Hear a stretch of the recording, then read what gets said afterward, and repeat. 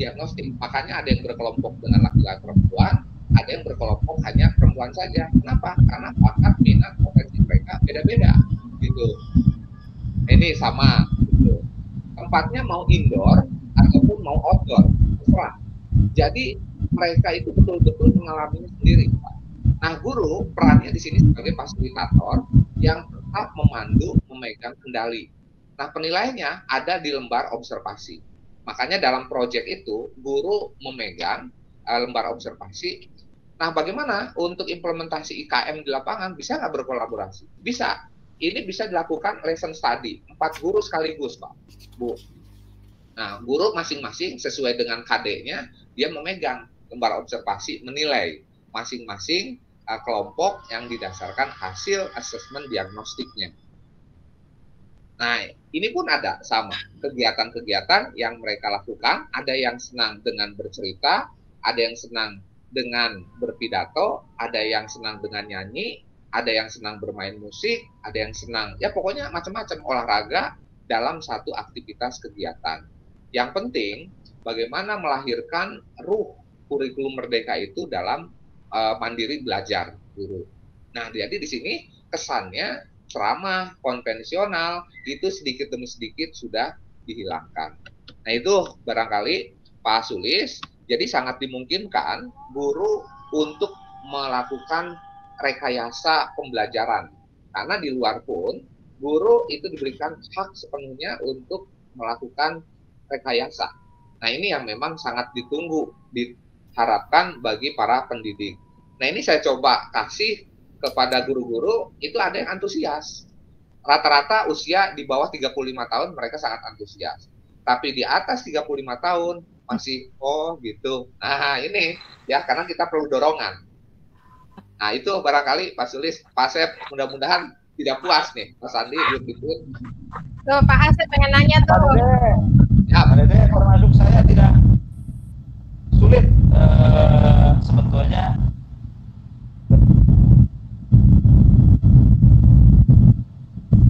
Jadi masih mungkin saja. Pak Asep tidak ada suara.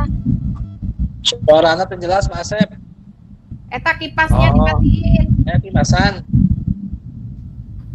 Gimana? Kipasnya eta nggak gerubuk. Nggak ada kipas. Ayo, tiga anginan. Terus saya kipasan, saya patok. Iya, dimatiin. Kanela pantona, tolak kanela. Tolak pantona, ketupan lah pantona. Masih kurang jelas juga. Masih. Beli HP-na nu halus atuh. Tadi mah jelas. Laptop nu halus tuh. Namanya pengawas laptopna juga gitu, HP-na juga gitu cenah. Yes. Pak Dede boleh bertanya ya? Saya dulu. Lanjut. Oh ya, satu ya. Anda tarik. Ya Pak Sulis, Pak Dede, saya ingin lebih terperinci ketika kebanyakan kan sekarang memilih mandiri belajar, ya mandiri belajar. Jadi saya ingin lebih terperinci, ya kurikulumnya masih kurikulum 2013, ya. Hanya kalau Pak Dede berbicara tadi prinsip, kira-kira prinsipnya seperti apa yang diterapkan atau memang prinsipnya sama yang mandiri belajar itu. Lalu tadi prosesnya kira-kira RPP-nya ada tambahan apa sih di RPP-nya? Misalkan ya. Lalu nanti dievaluasinya, di asesmennya itu bagaimana. Jadi nanti kalau ada misalkan bahan sekitar itulah kira-kira, karena memang yang urgen sekali sekarang ini semua diarahkan swasta ini mandiri belajar. Nah, dan pertanyaan akan lingkup di daerah mandiri belajar itu, ya. Nah, apakah misalkan di mandiri belajar di RPP-nya sudah yang awalnya indikator atau tujuan sudah diganti dengan capaian pembelajaran, misalkan apa kolaborasi di RPP-nya seperti itu atau bagaimana gitu ya. Nah, atau begini, ada buku berdasarkan kurikulum 2013. Ketika kita mau mengkolaborasikan dengan kurikulum Merdeka atau baunya Merdeka, itu bagaimana? Apakah sumber belajar yang di luar di lingkungan itu turut berperan atau bagaimana? Gitu. Jadi kolaborasinya apa rasa merdekanya kurikulum Merdekanya kira-kira sebatas apa begitu? Jadi saya ingin kalau misalkan nanti berkembang jadi pertanyaan, saya juga harus memberikan keluasan untuk memberikan contoh begitu, keluasan untuk memberikan contoh penjelasan. Ya, itu saja Pak Dede. Ya, baik Pak Sep, Bu Titin, Pak Sandi, Pak Sulis.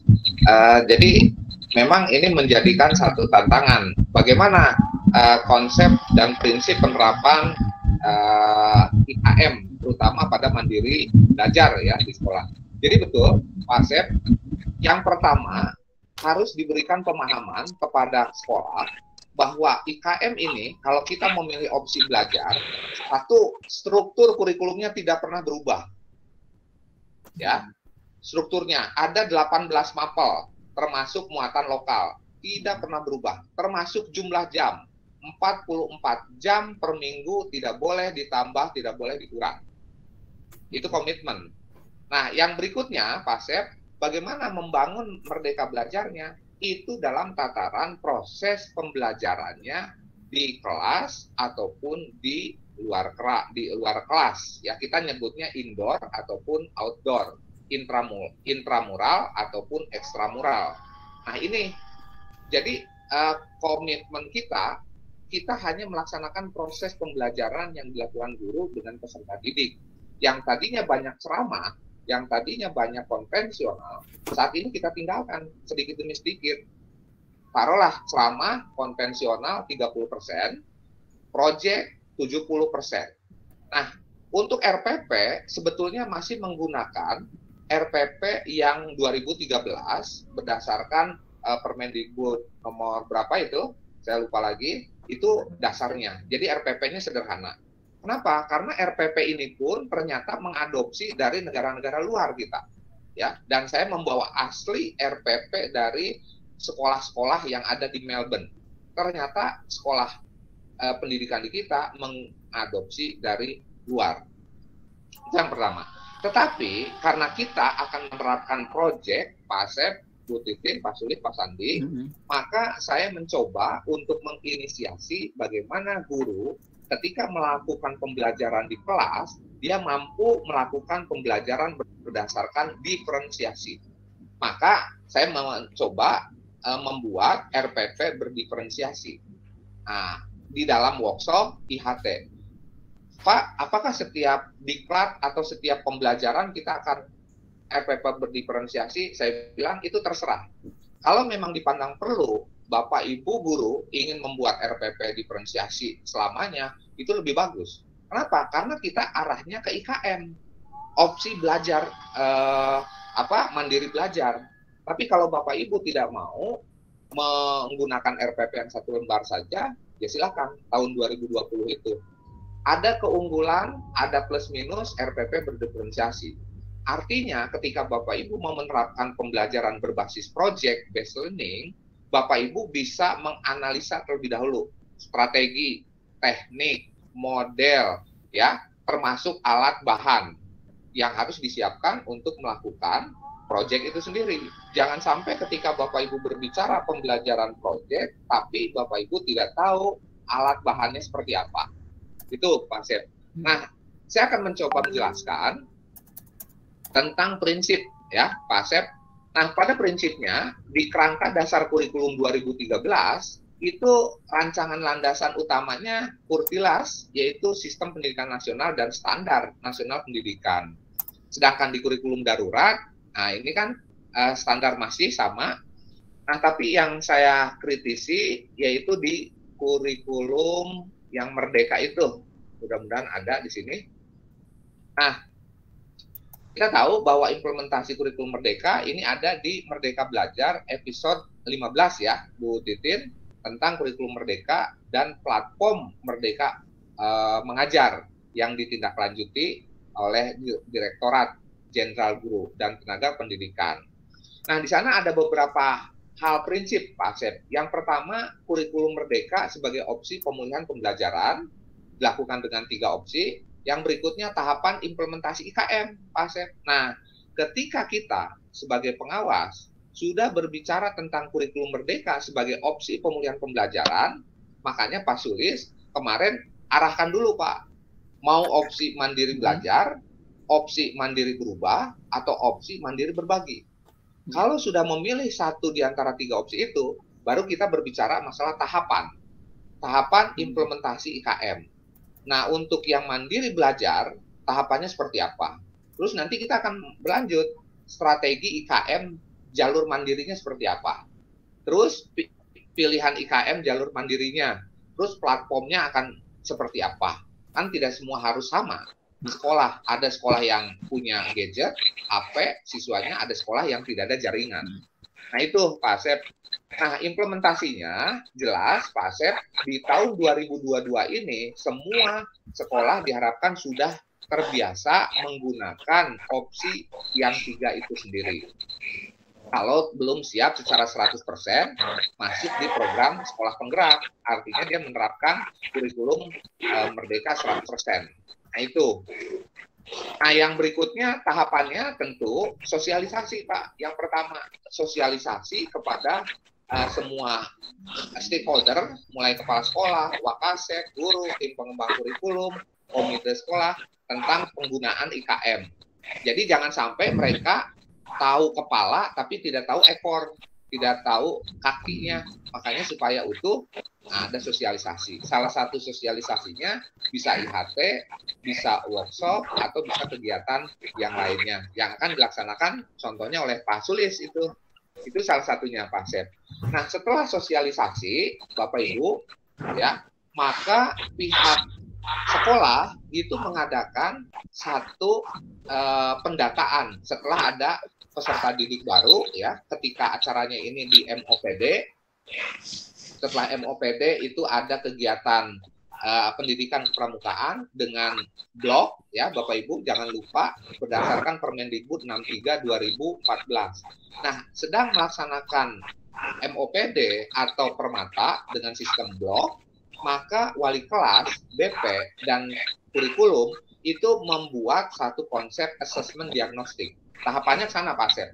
Tadi sosialisasi sudah, yang berikutnya membuat asesmen diagnostik, mendata semua siswa per kelas dengan wali kelasnya, dengan BP, termasuk bakat, minat, dan potensinya. Nah, setelah itu, maka data asesmen diagnostik ini dimatangkan lagi, kalau tidak ada perubahan, baru di-share kepada guru mata pelajaran yang akan mengajar di kelas di jenjangnya masing-masing. Nah, bahkan di sini ada beberapa strategi, Pak. Ada strategi IKM jalur mandiri yang pertama ditawarkan oleh Kemendikbud, yaitu rute adopsi kurikulum merdeka secara bertahap. Nah, artinya setiap sekolah itu menerapkan IKM, contoh sekolah kita menggunakan mandiri belajar. Itu setiap 3 bulan sekali, itu dievaluasi. Jangan sampai loss nantinya, harus dievaluasi untuk mengetahui kelemahan, keunggulan, hambatan, tantangan yang didapat. Nah, kalau memang banyak kelemahan, guru banyak kendala, segera itu kita lakukan coaching klinik. Nah, nanti coaching kliniknya bisa dilakukan oleh pengawas, bisa dilakukan oleh tim pengembang kurikulum, atau pihak-pihak yang berkepentingan di situ. Nah, itu didasarkan pada strategi implementasi kurikulum merdeka berdasarkan kebijakan dari Kemendikbudristek. Strategi yang kedua adalah menyediakan asesmen dan perangkat ajar atau high tech, pendekatan strategi menggunakan teknologi informasi dan komunikasi kalau memang dimungkinkan. Nah, itu salah satu strategi. Strategi yang ketiga, menyediakan pelatihan mandiri. Nah, sumber belajar guru membuat. Nah, kata saya tadi, Pak Sulis bisa nggak untuk ruhnya seolah-olah kurikulum Merdeka? Boleh, Pak. Di Merdeka Belajar pun, kalau memang guru mampu menyusun buku teks, modul ajar, contoh proyek, contoh kurikulum dalam bentuk digital, e-book atau e-pub ya, atau yang disebutnya e-modul, itu boleh, sangat-sangat dimungkinkan sekali.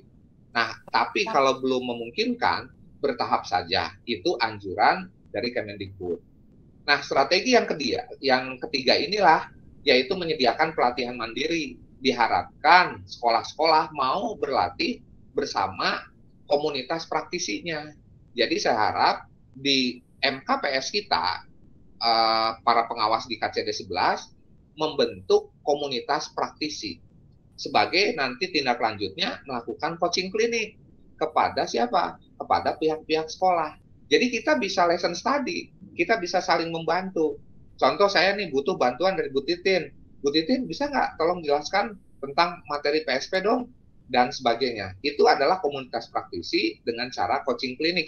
Bisa meminta bantuan kepada narasumber ataupun dari coach yang memang sudah melakukan pelatihan-pelatihan. Termasuk itu strategi yang keempat, menyediakan coach dalam melakukan coaching klinik tentang IKM. Nah, itu yang harus bisa dilakukan di beberapa strategi. Nah, strategi yang terakhir, Pak Sep, strategi kelima, memfasilitasi pengembangan komunitas belajar. Jadi, di samping kita memilih mandiri belajar, nah, nanti sekolah-sekolah itu yang terdekat, kita sebagai komunitas praktisi dari unsur pengawas atau dari coach, itu memfasilitasi sekolah itu untuk membentuk komunitas belajar bersama. Misalkan sekolah saya dengan sekolah Pak Sandi berdekatan, atau sekolah Pak Sulis dengan sekolah Bu Titin berdekatan, atau dengan sekolah Pak Sep berdekatan. Nah, di sana bikin. Jadi mereka saling membangun komunikasi, saling bertukar pikiran dalam rangka pengembangan komunitas belajar khusus pada jalur IKM secara mandiri. Itu, Pak, mudah-mudahan jadi bahan. Pak Dede, Pak Sep, oh ya, harusnya Pak Dede, untuk yang mandiri belajar tadi kan disebutkan masih menggunakan kurikulum 2013 ya? Ya, betul, Mas San. Tidak boleh dirubah jumlah, struktur, jamnya, dan lain sebagainya. Rapotnya? Rapot sama, tetap masih yang lama. Bahkan di rapot ada kolom Prajamuda Karana. Oh, pramuka. Ya, itu bagaimana penerapannya? Nah, itu banyak yang belum paham. Sejak Permendikbud 81 2013 dan Permendikbud nomor 63 2018 launching, sampai sekarang banyak pihak kurikulum yang tidak dan kesulitan memasukkan nilai Prajamuda Karana, terutama dari program aktualisasi pendidikan pramukaan. Nah, untuk dari bloknya 36 jam cukup mengadakan permata pada setelah MOPD. Itu dibuktikan dengan adanya sertifikat. Untuk program regulernya mereka di eskul. Nah, cuman eskul, Pak Sandi, makanya kita tekankan para pembina eskul ini membuat program tahunan, daftar hadir, ya, program rutin dan sebagainya. Supaya apa? Nanti nyambung dari blok reguler dan juga aktualisasi. Terutama yang aktualisasi itu. Karena apa? Ruhnya sebetulnya diaktualisasi kurikulum Merdeka itu dari Permendikbud 63 2014, Pak Sulis. Ya, nyambung lagi ya, Pak Dede. Ya. Nah, tadi yang mandiri belajar ya, masih ke mandiri belajar. Siap. Karena ada binaan saya yang menggunakan mandiri belajar. Nah, yang ingin saya tanyakan kembali, berarti yang berbeda dengan kurikulum sebelumnya itu adalah cuma proses belajarnya saja. Ya. Proses belajar. Seperti tadi ya, berdiferensiasi. Ya.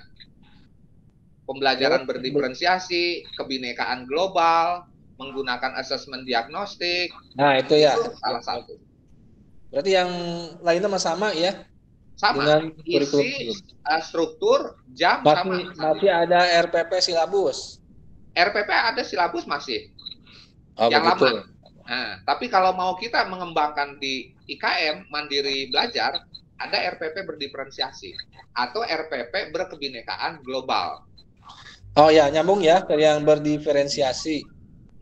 Itu kan gurunya beren repot, Pak. Karena kan siswanya kan kalau 36, kalau harus melayani 36 yang berbeda, nah bagaimana cara mensikapinya, solusinya? Ya, yang pertama adalah dengan coaching klinik. Guru itu berperan sebagai coach, siswa berperan sebagai coaching. Prosesnya coaching klinik. Guru menangani siswa, guru melakukan proses pembelajaran kepada siswa secara berdiferensiasi dengan berbeda dalam satu waktu. Sebetulnya ini bisa dilakukan dengan guru memegang hasil dari asesmen diagnostik. Nanti pemberian proyek-proyeknya, guru itu bisa didasarkan pada bakat, minat, potensi, keterampilan yang dimiliki. Contoh saya pelajaran sosiologi. Ada siswa di kelas saya yang senang dengan literasi baca, itu 5 orang. Berdasarkan asesmen diagnostik. Akhirnya saya satu kelompokan. Erna, Erni, RT, RW, coba di kelompok 1 ya. Kalian semua suka kepada yang namanya musik, misalnya. Itu. Yang kedua, misalkan Ahmad, Agus, Iwan, Reni. Kalian suka kalian misalkan suka bercerita. Ya silakan, kalian satu kelompok. Dan seterusnya. Nah, peserta didik yang berdasarkan dari pembelajaran berdiferensiasi ini, maka kita kasih tugas berdasarkan KD yang kita miliki. KD saya misalkan tentang kehidupan masyarakat. Untuk kelompok 1, karena dia suka dengan yang tadinya musik, silahkan kalian boleh menciptakan lagu berkaitan dengan topik KD masyarakat sosial. Itu ya. Pak, boleh nggak bawa alat musik? Boleh, silahkan. Yang kedua, karena kalian senang banyak bercerita, berpuisi, berpidato, atau bikin dongeng, silahkan kalian, kelompok 2 ini, bikin tugas Bapak dengan cara yang kalian minati. Kelompok 3, ada anak-anak yang senang desain grafis. Nah, kita arahkan, ada 3 orang. Nggak apa-apa, karena mereka di sana tidak boleh ada pemaksaan. Di pembelajaran Merdeka Belajar ini, senangnya mereka, kumpulkan dengan satu hobinya. Kalian senang bermain senang komputer, senang dengan teknologi informatika, silahkan kalian bikin infografis tentang kehidupan masyarakat. Udah ya, setuju? Nanti semua siswa tolong presentasikan hasil karya masing-masing. Saya guru sosiologi berkoordinasi dengan dengan Bu Titin misalnya. Bu Titin kebetulan guru PAI. Bu, saya ngasih tugasnya ini di sosiologi. Barangkali Ibu mau nggak sama dengan saya? Kata Bu Titin, oke, setuju. Cuman saya akan bikin KD-nya lagi. Silakan. Tapi bentuknya sama. Bu Titin nanti menilai di KD yang Bu Titin miliki, saya menilai di KD yang saya miliki. Demikian juga Pak Sulis, Pak Asep, Pak Sandi, sama. Nah, tapi waktu pembelajarannya beda. Pada pembelajaran saya, anak melakukan proyek pembelajaran dan melaporkannya pada saat di akhir pembelajaran. Jadi seperti itu, Pak San. Tapi kata kunci, guru jangan sampai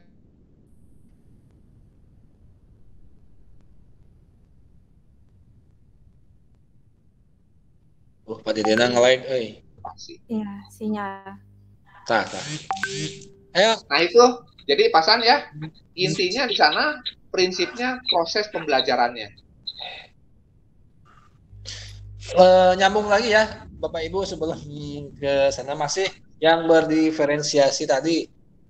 Tadi kan itu ya Pak, ada kayak lesson study itu antar ya. Guru itu. Ya. Berarti bisa saja ya, si guru itu tidak usah bekerja sama dengan, misal tadi Pak Dede dengan Bu Titin, udah aja sendiri gitu ya. Iya, nggak apa-apa, Pak San. Nggak apa-apa, karena itu harus dipaksakan, kemerdekaan untuk guru. guru diberikan kemerdekaan untuk mengajar dan siswa pun diberikan kemerdekaan untuk belajar. Jangan ada pemaksaan. Artinya bagaimana manajemen kelas di sana berlaku. Nah, lanjut lagi Pak Dede. Nah, kita kan sudah nih menerapkan apa yang tadi Mas Andi, itu masih ranah mandiri belajar. Iya, masih. Oh, Masih. mandiri belajar itu ya. Wah, itu pada pembahasan. Yang lain dulu, mandiri belajar aja dulu. Iya, mandiri belajar masih. Nah, kita sudah menerapkan tadi ya, berdiferensi dan lain sebagainya. Nah, tapi yang ingin saya tanyakan Pak Dede, orang tua itu kan menginginkan anaknya itu melanjutkan ke perguruan tinggi. Ya.